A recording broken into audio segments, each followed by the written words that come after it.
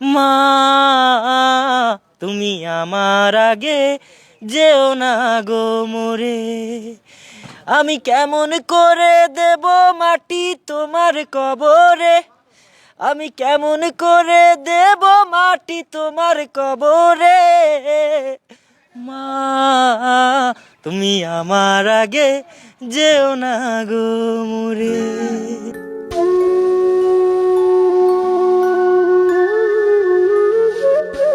আসসালামু আলাইকুম। ওয়ালাইকুম আসসালাম রাহমাতুল্লাহ। ভাই আপনার নাম কি? আমি মোহাম্মদ সোহাগ। সোহাগ, আপনি দেখলাম যে যে বোতল টতল প্লাস্টিক টোকান, আপনি কি টোকাই? ভাইয়া আমায় এটা আমার কর্ম ভাইয়া, আমি টুকার কাজটা করি। এখন নামটা অনেকটা কেমন জানি, কিন্তু তা আপনি আমি এই কাজটারে কাজটা ঘৃণা করেন করি। কেন? আমার আসলে বাবাও নেই মাও নেই, আর আমার ছোটবেলা থেকেই দুনিয়াতে এসে দেখেছি আমার অর্থকড়ি ধন সম্পত্তি কিছুই নাই, তা আমি কি করে চলবো ভাইয়া? আমি তো পড়াশোনাও জানি না।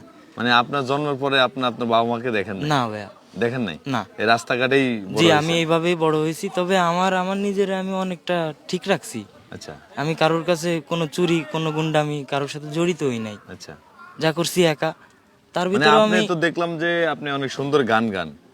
হ্যাঁ, তো এই গানটা শিখলেন কোথা থেকে? ভাইয়া আমারে অনেকে আমার গান শুনে বলে যে আমার সুর ভালো, কণ্ঠ ভালো। আচ্ছা আমি এই গানটা আমার এই পথের থেকেই শিখা। জি। একটা ক্যাসেটে একটা মোবাইলে গান হচ্ছে, ওটা আমি খুব আগ্রহ দিয়ে শিখছি। আচ্ছা, আমার অনেক আমার শ্রম আমার গেছে। আমার দর্শকদের একটু শুনেন। অবশ্যই শুনবো। জীবন হইল ইটের ভাটা, ধিকি ধিকি জলে রে, সুখ যে আছে এই জীবনে কোন পাগলে বলে রে। জীবন হইল ইটের ভাটা, ধিকি ধিকি জলে রে, সুখ যে আছে এই জীবনে কোন পাগলে বলে রে, সুখ যে আছে এই জীবনে কোন পাগলে বলে রে। তো এই যে আপনার এই যে আপনি যে যে কথাটা বললেন, জি ভাই, এটার সাথে তো আপনার জীবনের কিছুটা মিল আছে নাকি? আসলে দেখেন আমার এই এই গানগুলো আমার আমার ভিতরে খুব বেদনা দেয়। আমার আমার অনেকটা আমার সাথে অনেকটা মিল খায় ভাইয়া। আচ্ছা, আমার খুব কষ্ট হয়। আপনাকে আপনার ফ্যামিলি যারা আছে তারা আপনাকে আপনার খোঁজ খবর আমার নেয় না কেন? পরিবারের আত্মীয় স্বজন অনেক বড় লোক, অনেক বড় লোক। অনেক বড় লোক। আমার নানা বাড়ি এই নোয়াপাড়া সর্দার মিল, এই ভাঙা গেটে নদীর ওপার দিয়াপাড়া আমার নানা বাড়ি। আমি শমশের মিরির নাতি। আমার মামার নাম মন্টু খোকন। আসলে দেখেন আমি লোভ করি না, অহংকার করতে চাই না। কিন্তু মানে আপনি বলতে চাচ্ছেন যে আপনার মামারা, খালারা, নানারা সবাই মোটামুটি টাকা পয়সাওয়ালা হওয়া সত্ত্বেও আপনার খোঁজ খবর নিচ্ছে না। আপনি এর পিছনে কারণ কি? আপনি কি নেশা করেন? দেখেন ভাই, আমি কোনো নেশা করি মানে না। আপনাকে কত বছর বয়স থেকে খোঁজ খবর নেয় না? আমার তারা দেখে না ভাই, মানে আপনি কখনো আত্মীয় দেখেন স্বজন নাই? দেখে না। কারণ ভাই কি, আমার মার বিয়ে তারা মেনে নিছিল না। তাদের অনেক পরিবারে অনেক আপনার কাহিনী মা ভাই। প্রেম করে বিয়ে করছে? জি ভাই, আমি এগুলো বলতে পারবো না আপনারা। আপনি আমার আর কষ্ট দিয়েন না ভাই, আমার খুব খারাপ লাগে। আমি গান করি, আমার কাছে আপনি গান শোনেন, তা মাকে নিয়ে একটা গান গান। আমি গাবো।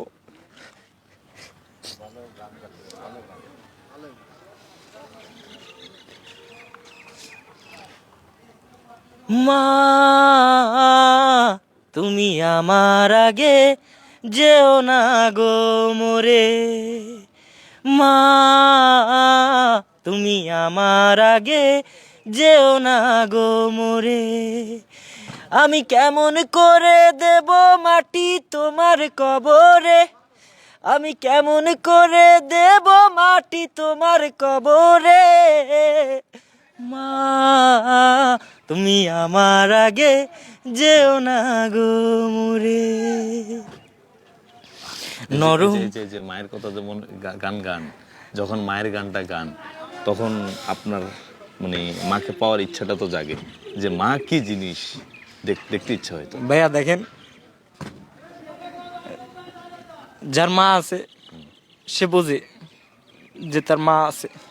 যার নাই বা সে কি করে আপনার বুঝবে আমার মা আছে কি নাই বা? আপনি কেমন কথা বলেন ভাই? তো আসলে প্রিয় দর্শক, মানে এই যে আমার পাশে যাকে দেখতে পাচ্ছেন, সে জন্মগতভাবে টোকাই হয়ে জন্মগ্রহণ করে নাই। সে জন্ম থেকে টোকায় না, সে পরিবার পরিজন সামাজিক পারিপার্শ্বিক কারণে সে বাধ্য হয়েছে এই পেশাটা নিতে। কিন্তু দর্শক, তার ভিতরে কিন্তু অসাধারণ প্রতিভা আছে, যেটা আপনারা শুনলেন। সে কিন্তু মাশাআল্লাহ অনেক সুন্দর গান গায়। তো আসলে আমাদের দেশে অনেক বড় বড় মানুষ আছে যারা টাকার জোরে শিল্পী হয়, যার ভিতরে শিল্পী হওয়ার ন্যূনতম যোগ্যতা থাকে না, কিন্তু তার টাকা আছে, সে কারণে সে শিল্পী হতে চায়। বা শিল্পী অনেকে জোর করে হয়, কেউ মিউজিক দিয়ে হয়, কেউ এমনি যেভাবে হোক হতে চায়। কিন্তু এই যে এই ছেলেটা, তার ভিতরে জন্মগতভাবে শিল্পীর একটা ভাব আছে, সে অসাধারণ গান গায়। শুধু তার কাছে একটা জিনিস নেই, সেটা হলো সুযোগ নেই। সুযোগ পাইলে তো আপনি গান গাইবেন। ভাইয়া, আমি আপনাদের ভিতরে অনেক ভালো একটা ছেলে হয়ে বাঁচতে চাই। আর এই সৃষ্টিকর্তা আমার এই সুর দিছে, আমি এটা দিয়ে আপনাদের মাঝে আইছি, আমি এটা দিয়ে আপনাদের মাঝে দাঁড়াইতে চাই। আমার একটা সুযোগ করে দেন।